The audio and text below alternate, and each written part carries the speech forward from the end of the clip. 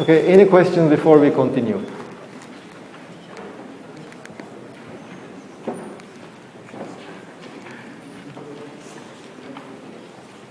Questions?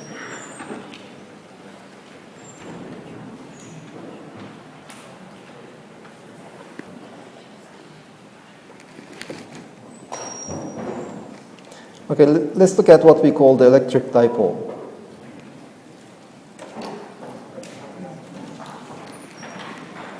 Let's assume, if you consider the hydrogen atom in the most simplistic picture, what we have, if we just look at it at a given time, there will be some negative charge at some point, and there will be some positive charge at a different point. If you just look at a hydrogen atom, or any atom in fact. On the average, the positive charge will have some center, the negative charge will have some kind of another center. So we can just write them, model them by just 2 point charges separated by a distance. Well, that distance can also be 0, but let's just keep it an arbitrary for the time being. And let's just call this distance to be just d. Let's look at the electric field at this point first. What is the electric field over here?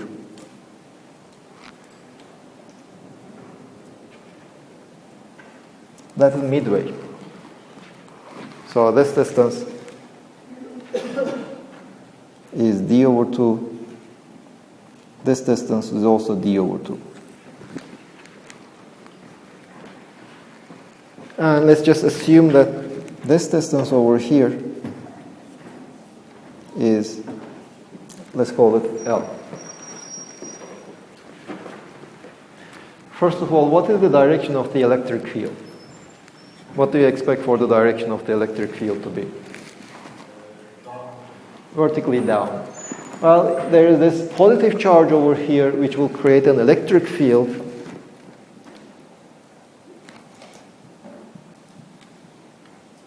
pointing in this direction. Let's call it E plus. And there is this negative charge which will create an electric field in this direction, which will be E minus. These two forces, they have the same, these two charges, they have the same magnitude of charge. Their distance from this point is the same. This distance over here and this distance over here, they are the same to each other. They're equal. So these E plus and E minus, they have the same magnitude. Is equal to E minus. So if we just sum them up, the total will be pointing vertically down.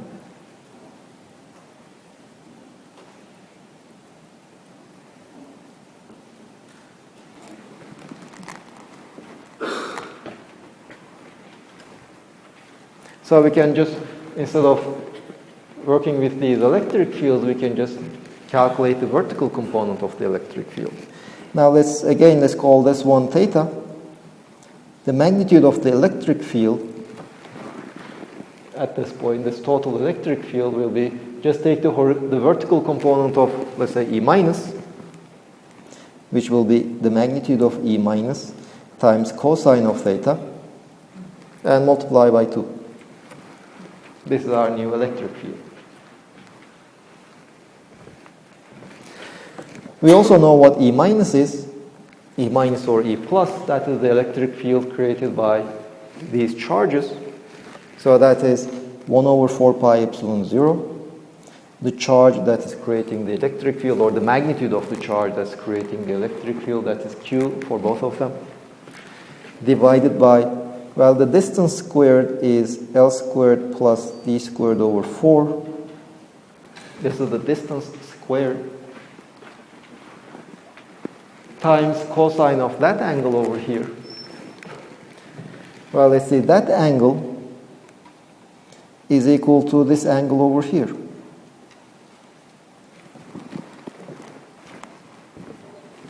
Right? So it is, I have this straight line These two lines are parallel to each other, so this angle over here is this equal to that angle over there, but we already know what cosine of theta is. Cosine of theta from this right triangle over here, from this larger right triangle, is just d over 2 divided by L squared plus d squared over 4 square root.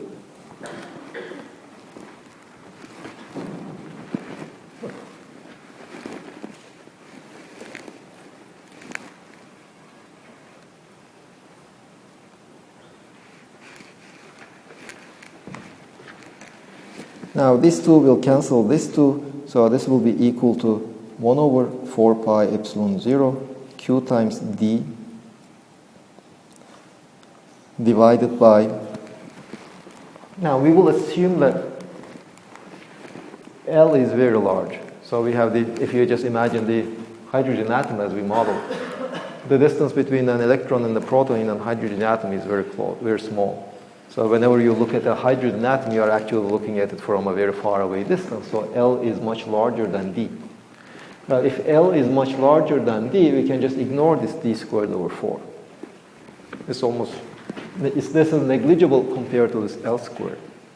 But if we ignore this one, we have a factor of L squared, another L over here, L squared square root, so it's QD over L cubed. This is approximately if L is much larger than D.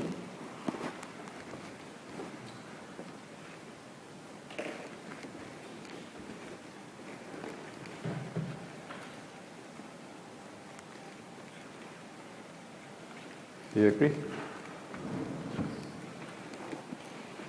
Now here we see this combination Q times D. Now we will see that combination in one more place.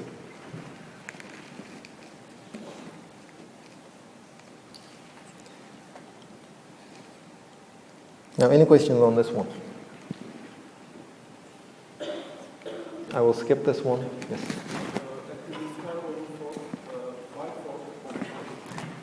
Because I'm taking, this distance over here is just d over 2.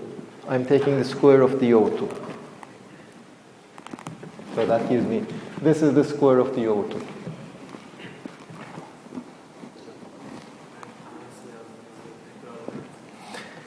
Well, since d is much smaller than L, let's just, in suitable units, let's say L is 10 to the power 5, d is just 1. Let's put in numbers over there. In those suitable units, since L is 10 to the power 5, this is 10 to the power 10 plus, well, d is 1, 10 to the power 10 plus 0.25. I can just ignore it. If I ignore this one, this denominator is just L squared. I again ignore this term over here, and this denominator is just L. L squared, L cubed.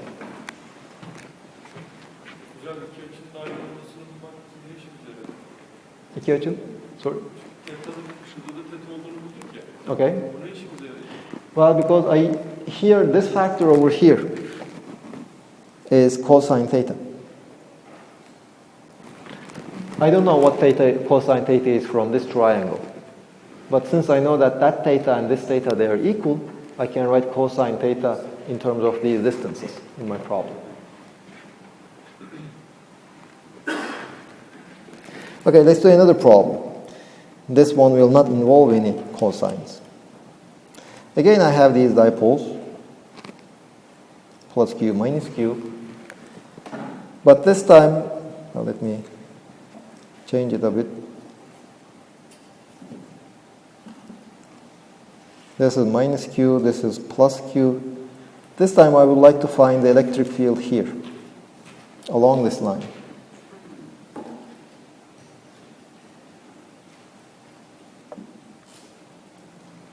Along that straight line. That is what I would like to find. Well, I will basically do the same thing. The total electric field will be the electric field created by the positive charge plus the electric field created by the negative charge. Well, this time they will not have the same sign, same magnitude, because their distances are different. So let's say this is the z-axis, E both of them will be 1 over 4 pi, will be proportional to 1 over 4 pi epsilon 0 times Q. The electric field created by the plus charge, well, let's say this distance is again L. This is L from the middle of the dipole. This is d over 2. This is d over 2.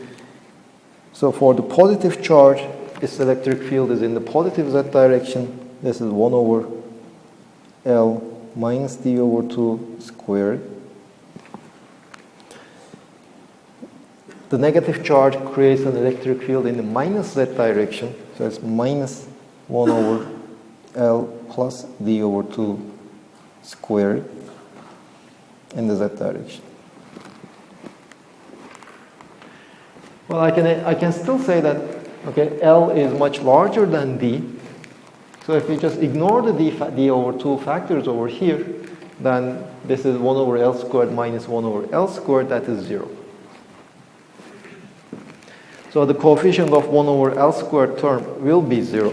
But that was also the case in the previous expression. You see, we don't have a contribution to the electric field which is proportional to 1 over L squared. The first correction comes from 1 over L cubed. So I cannot just set L is equal to, I cannot set D is equal to 0 if I want to obtain the first non-zero term. I should do something else. So let me write this in this form, Q over 4 pi epsilon 0, L plus D over 2 squared minus L minus D over 2 squared divided by L squared minus D squared over 4 squared. I just multiply these two. That gives me L squared minus D squared over 4, and they are both squared in the z direction.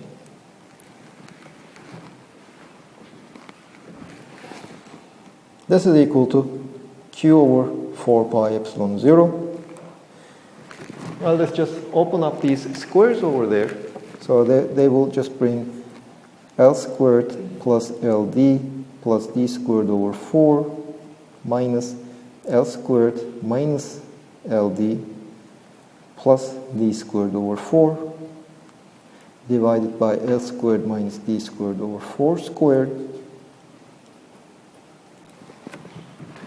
And, well, you see these L squares, they cancel. D squared over 4s, they cancel. What remains is LD minus LD, that is 2LD. This is equal to Q over 4 pi epsilon 0, 2L times D divided by, now I can just ignore the D in this expression, L to the 4 in the Z hat, which is Q over 2 pi epsilon 0, Q times, 1 over 4 pi, 2 pi epsilon 0, QD divided by L cubed in the Z direction.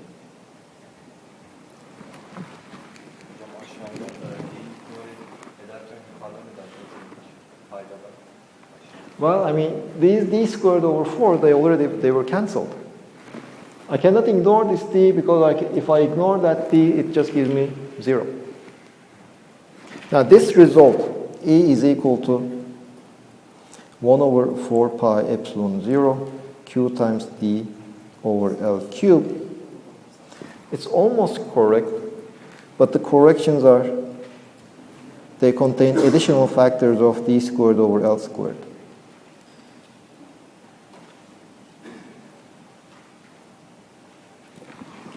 There are some corrections proportional to D squared. And then you can just think that we are making it. Did you study Taylor expansion in calculus? Not yet?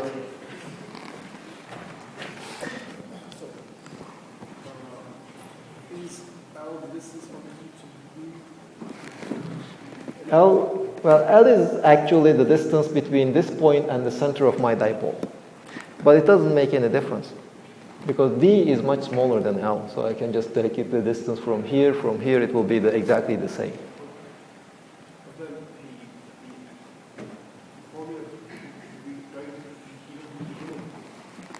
The result will not be different. You see, the correction will again be of this order of magnitude.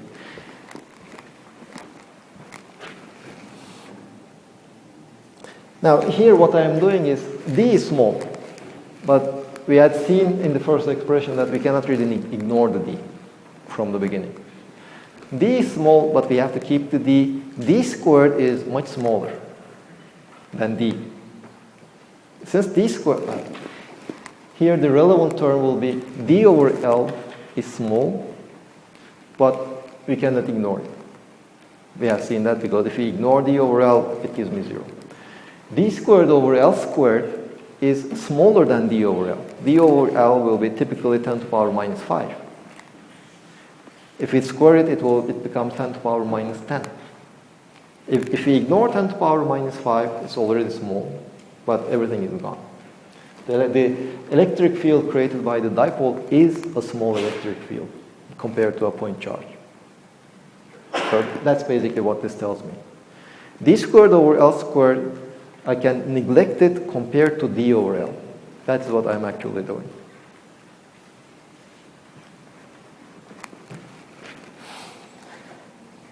Now, one critical thing is Q times D.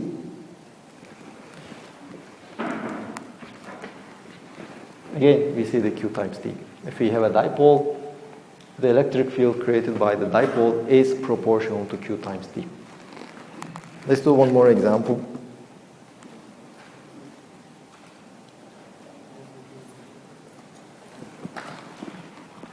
Let's imagine a dipole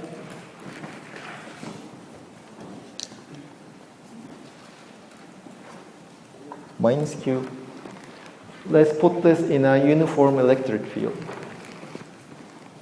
in this direction.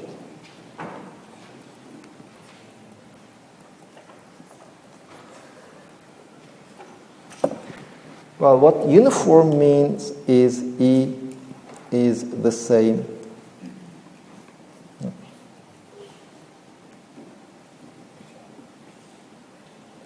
at every point. Yes. That equation at the top of the page, the bracket, please. This one. Not that bracket, yeah, that's right. This one over here. 1 plus 0. No, okay, what that means.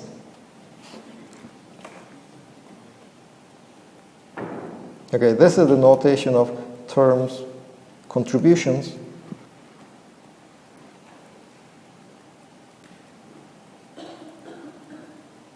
Proportional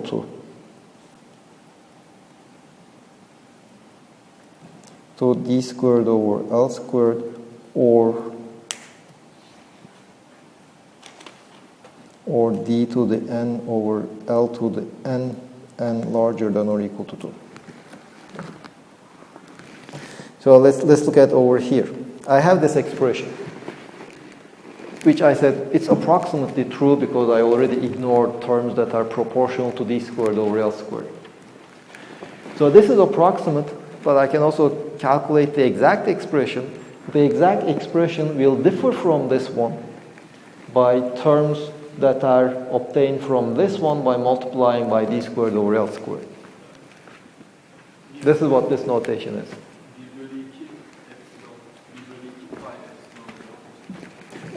That's true, that's 2. This is what this notation is. Where? Here, this one. Okay, so let's look at, let me rewrite it.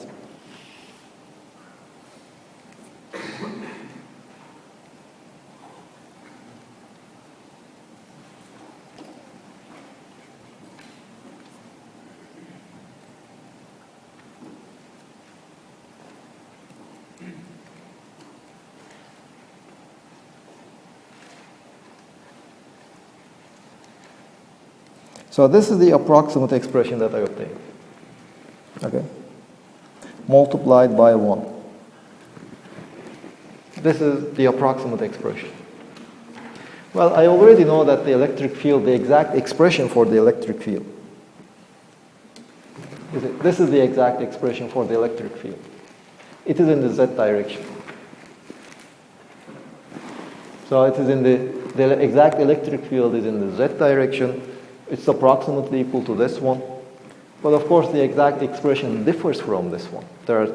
If I want to correct this one, I should add more terms to this one. And I know that the terms that I have to add will be proportional to d squared over L squared, or d cubed over L cubed, or d to the 4 over L to the 4. So this is this notation.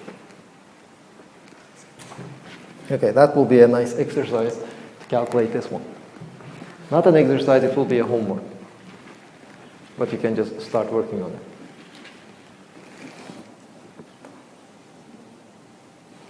Any other questions on this one?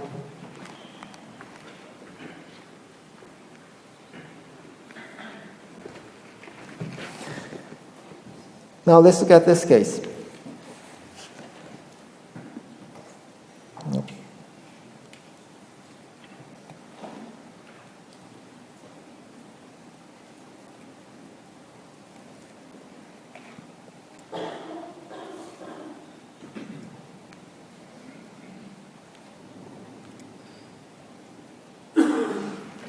Again, I have these dipoles. A dipole is nothing but some positive charge at one point, some negative charge at a nearby point. That is what we call that dipole. So we have this dipole, and we put this dipole in a place. Well, up to this point, we were calculating the electric field created by the dipole. But now what I want to study is, I have this dipole. I put it in a place where there's an electric field. There are other charges in the near vicinity or in some region. They create an electric field. The electric field created by these other charges will be exerting forces on my dipole. So what is the net force acting on my dipole? Okay, there's 1, 0 over there. And remember, if I know the electric field, the force acting on a charge is Q times E.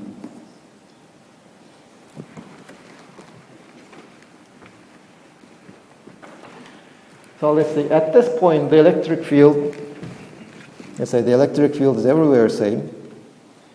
What is the direction of force acting on this charge? You see, Q is positive, the electric field is this vector. If you multiply a vector with a positive number, you obtain another vector pointing in the same direction. So this is F plus. What about the force acting on this one? We are told that the electric field is uniform. That means the electric field at this point is also pointing upward.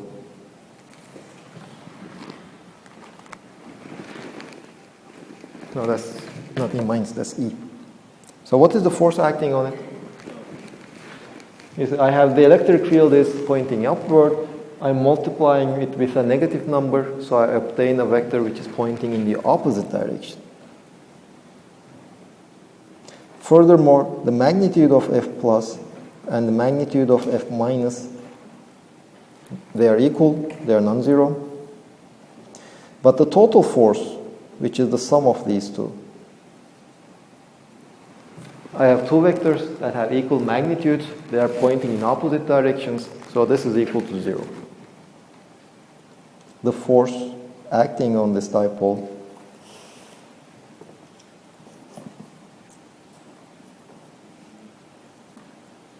in a uniform electric field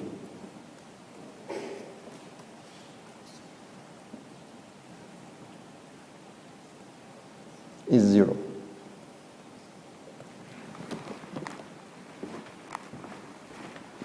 Now let's just imagine that these two charges are actually, they are connected by a rod, let's say a massless rod, so it's rigid, they do not, the distance between them, it cannot change. So this force is 0. That just tells us that these charges, the center of mass of these charges will not accelerate, but nevertheless will there be a torque acting on these forces? On the charge, on this dipole? Yes or no? Why not? Because net force is 0. Okay, net force is 0, so there won't be any dipole. There will be a torque. According to which point? That's a good question. Let's say the center. According to which point there won't be a torque?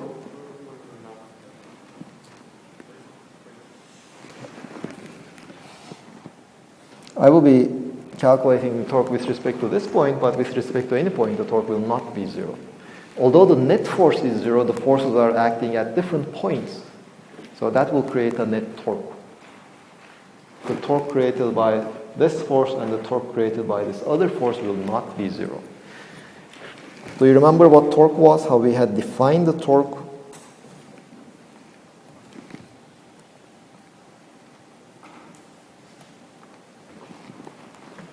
Do you remember the definition of the torque? The torque we defined as R cross F. So the direction was determined by the right-hand rule. Now let's try to calculate the torque acting on this one. Let us choose the z-axis to be pointing outward. Now the torque created by the plus charge. Let's say this angle, let me call this angle to be theta.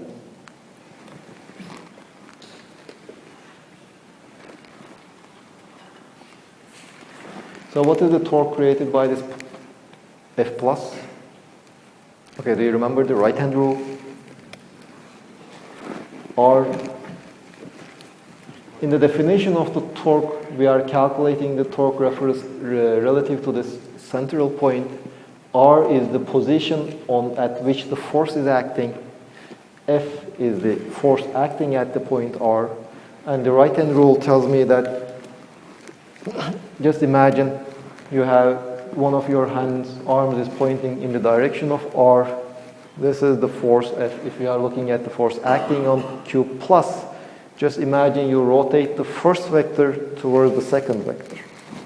And the right-hand rule just tells you that this is the direction of the torque. So that is in the plus Z direction. Do you remember the right-hand rule now? This is R, this is F.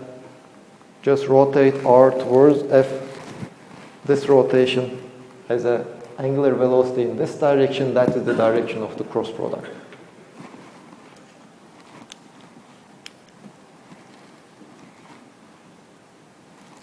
Those sitting on the bag, do you remember? You should review the cross product. We will be using the cross product quite often. So this is in the direction of Z hat. What is the magnitude? We determined the direction. Now we have to determine the magnitude.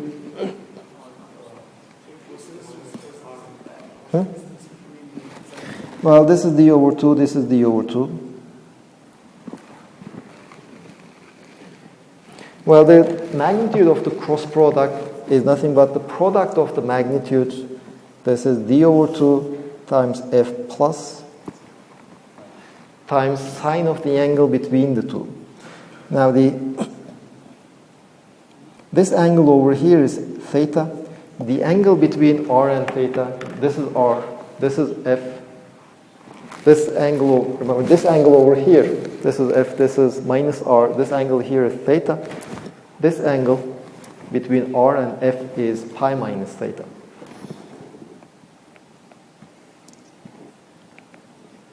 Sine of pi minus theta.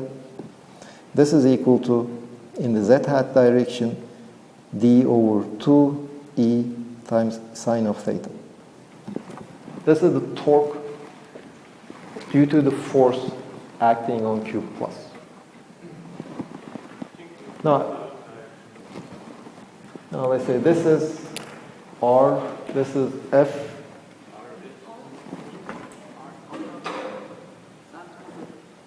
R cross F, okay, this is inside.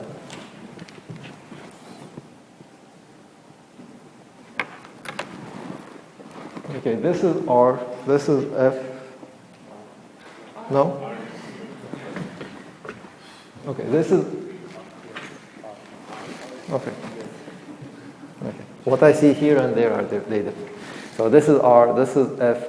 Just rotate R towards F in the minus Z direction. Okay.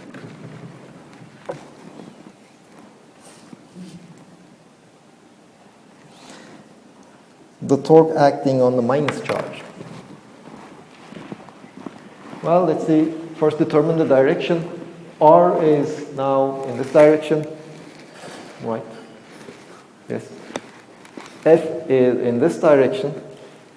Just rotate R towards the second vector, R cross F, in the minus Z direction.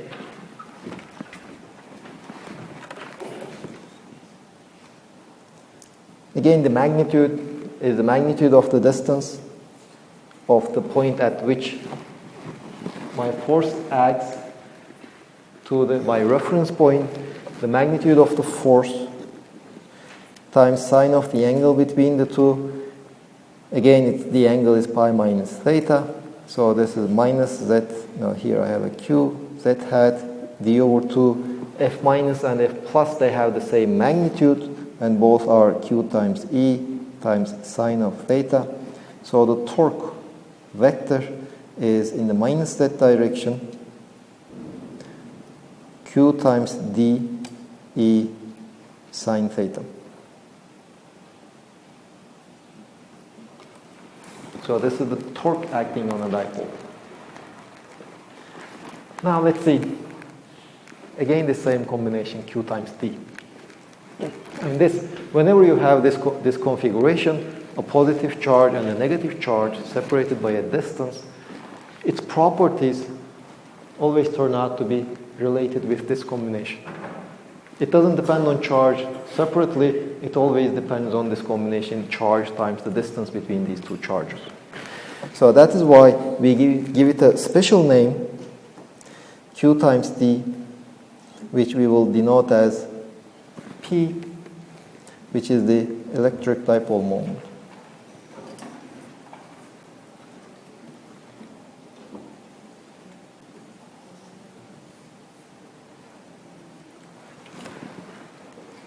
It's just a name, the electric dipole moment. Now, furthermore, let's look at this torque expression. You see, if you look at this, forget the magnitude, if you look at the magnitude of the torque, it is the electric dipole moment times the magnitude of the electric field times sine of an angle. This itself looks like a cross product itself. So the electric dipole moment we will define not as a number, but we will define it as a vector. P will be equal to Q times D. This is our, let's say, minus Q charge. This is the plus Q charge. This is the D vector.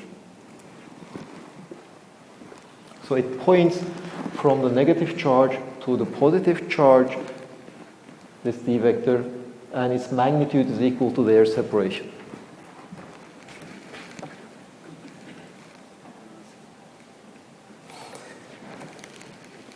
Now, with this definition, let's see, what's the electric dipole vector of this configuration? It points from the minus charge to the positive plus charge, so it is this vector over here.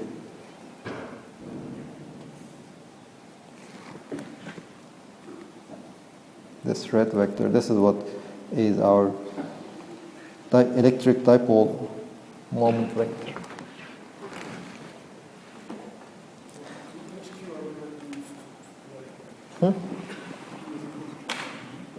Q times D, yes. We are referring to their magnitude. Both have the same magnitude.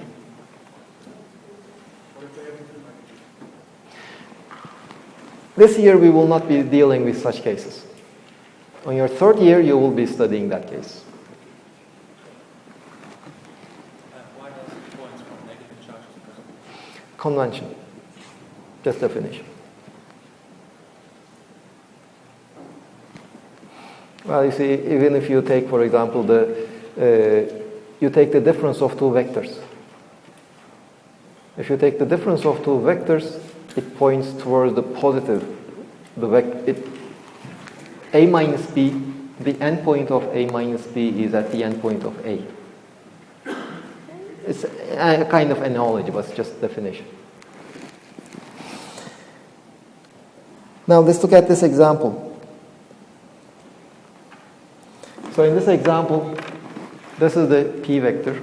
The electric field is pointing in this direction. So what is P cross E?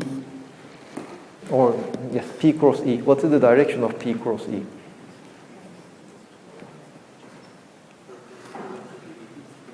Perpendicular to E, but in this direction, in that direction, in the plus Z or in the minus Z direction. P cross E is in the minus Z direction. What is the magnitude of P cross E? Magnitude of P times the magnitude of E times sine of the angle between the two, which is pi minus theta. So this is nothing but, this is equal to P cross E.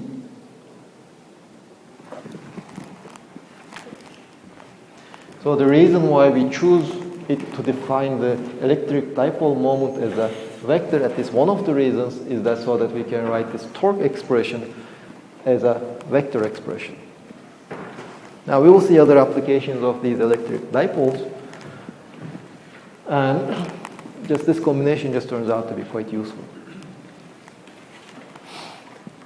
Now we had already said that if the electric field is uniform, the net force acting on the electric dipole is zero, because the electric field acting on the positive charge and the negative charge, the electric field has the same magnitude and the same direction. Since they have opposite charges, the forces will be pointing in opposite directions.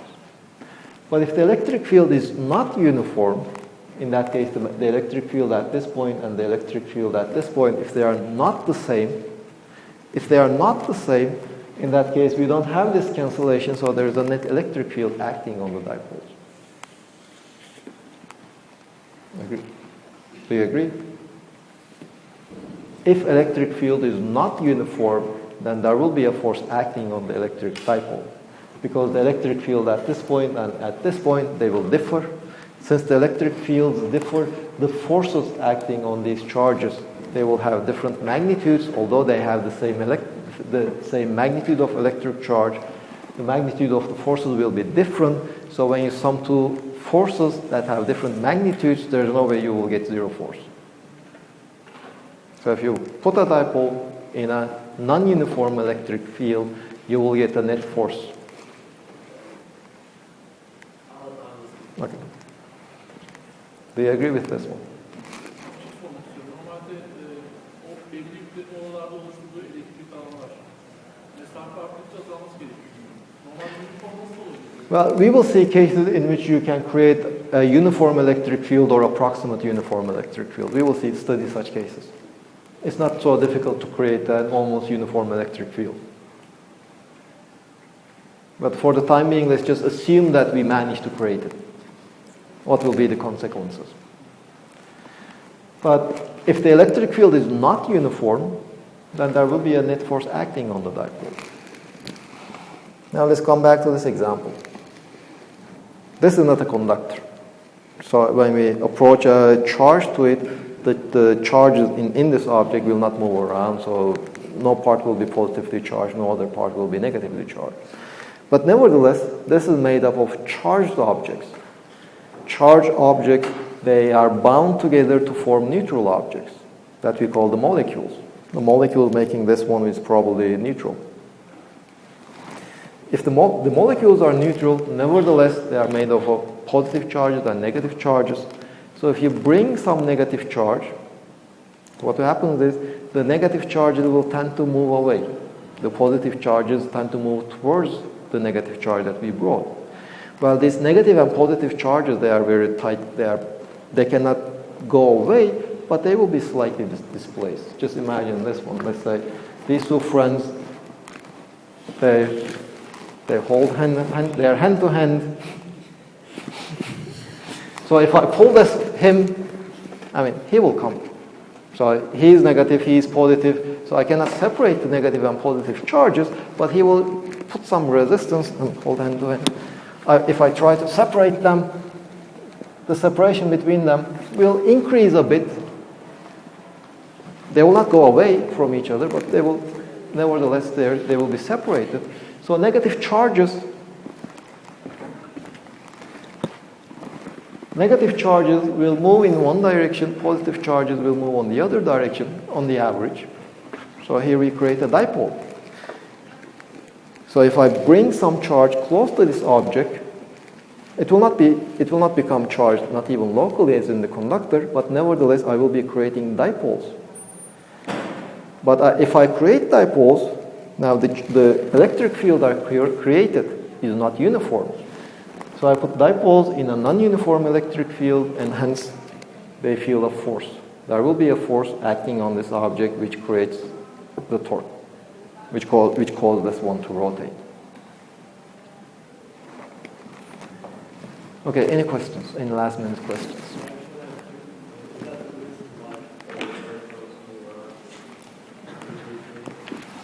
Infinitely?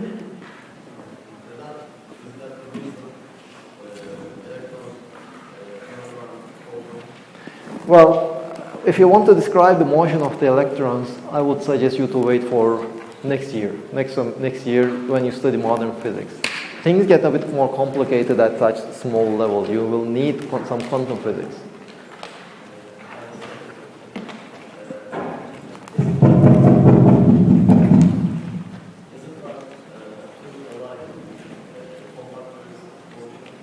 This one? No. I mean, here still we are studying only point objects, point charges. But instead of just one, we have two.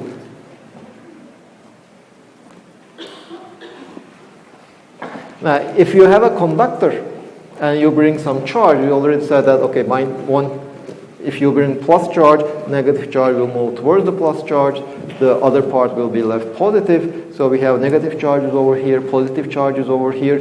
That is also a dipole.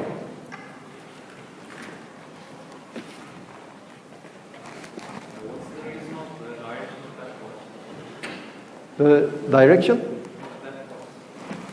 Which one? Acting on the dipole.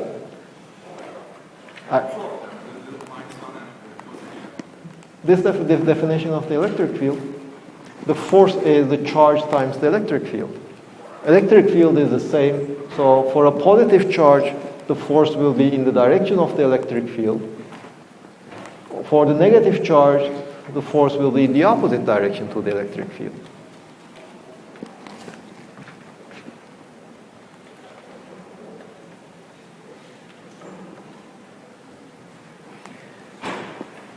So see you next Wednesday.